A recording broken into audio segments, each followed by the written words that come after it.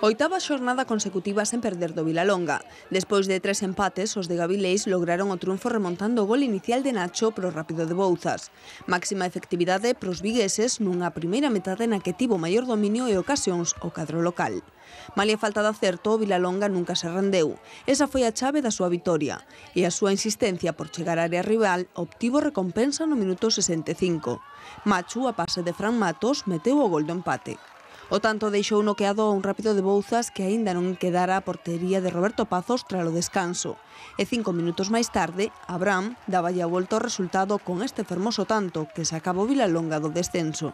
Dende que recibimos o empate, o partido foi única exclusivamente do Vilalonga. Nos non supemos contrarrestar todas as accións de ataque que les levaron por nerviosismo, por intranquilidade, espero que non sexa por incapacidade. Para redondear a faena, Saúl marcaba o definitivo 3-1 con esta vaselina no tempo engadido que puxo en pé a afección.